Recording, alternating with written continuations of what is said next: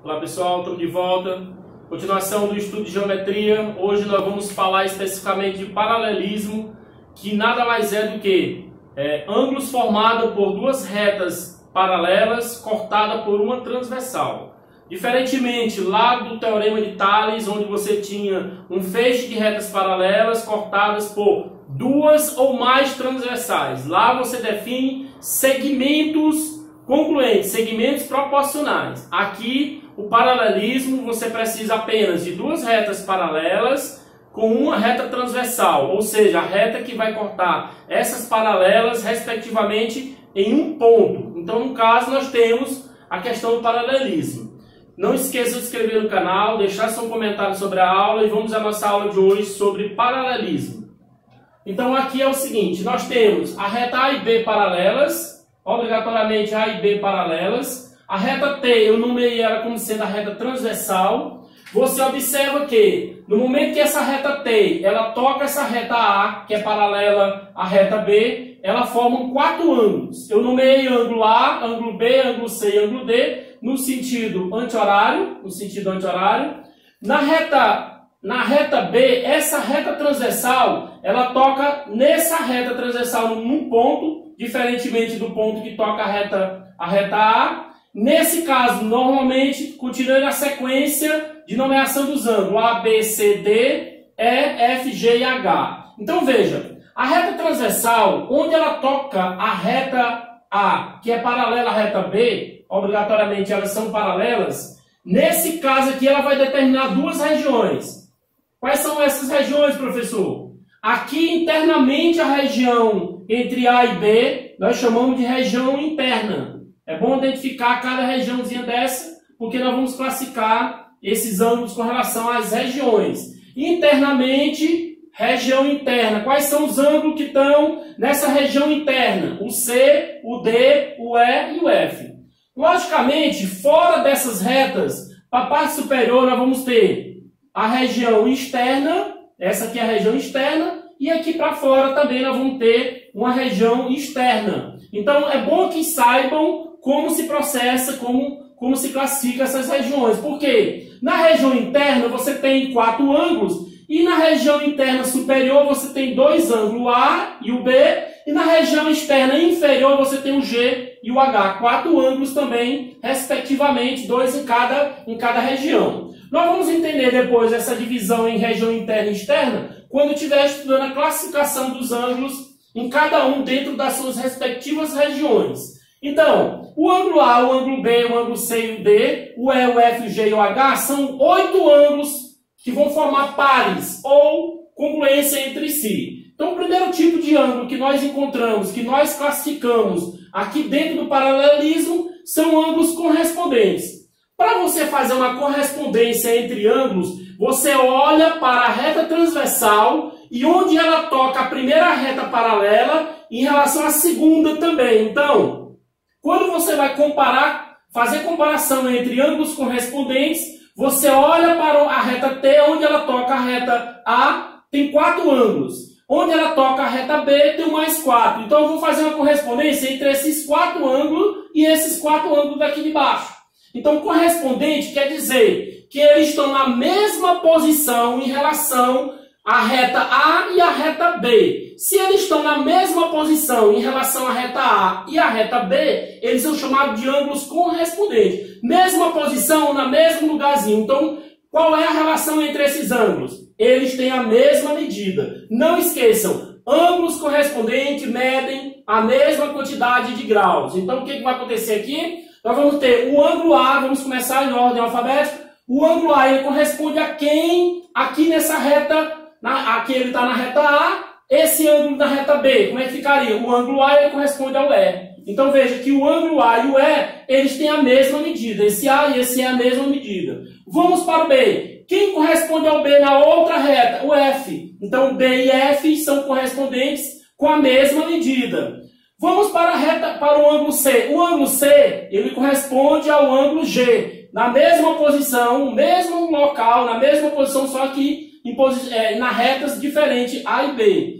Veja que o ângulo D, para fechar essa sequência de A, B, C, D, ele corresponde a quem? Ao ângulo H. Ou seja, essa abertura do D é igual à abertura do H, essa abertura do C é a mesma abertura do G, a abertura do B é a mesma abertura do F e, consequentemente, a do A corresponde à mesma abertura do E. Então, ângulos correspondentes são ângulos que têm a mesma medida em graus, ou em radiano, dependendo da unidade que você esteja estudando, mas especificamente em graus, porque nós estamos estudando paralelismo a nível de ensino fundamental. Então vamos lá. Outro tipo de ângulo que nós temos são os colaterais. Professor, nós temos mais dois tipos, os colaterais e os alternos.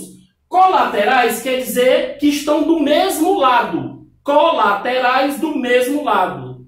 Alternos, em lados alternados em relação à transversal. A gente faz a comparação de ângulos alternos sempre em relação à transversal. E os colaterais também. Então, ângulos colaterais do mesmo lado, eles são classificados em ângulos colaterais internos e externos. O que eu falei antes de começar a aula, lá no início da aula, que eu tenho uma região interna, duas retas A e B, tenho uma região externa superior e externa inferior. O que vai acontecer agora? Observe, são ângulos suplementares, ou seja, a soma desses ângulos sempre vai ser 180 graus. Ângulos colaterais internos ou externos, a soma é igual a 180 graus. Então vamos lá. Nós temos os ângulos colaterais internos e colaterais externos. Colaterais internos, colaterais externos. O C com o F, vejam, colaterais do mesmo lado, internamente, região interna. Do mesmo lado, internamente, o C e o F. O D e o E. O C com o F e o D com o E. Veja que na definição de ângulos colaterais são suplementares, ou seja, C com F, esse ângulo C com esse F, e o ângulo D com esse ângulo E, a soma vale 180 graus. Colaterais externos. Agora olhe para a região externa 1 de cima, região externa 2 de baixo. Veja, colaterais. Vamos ver o ângulo D.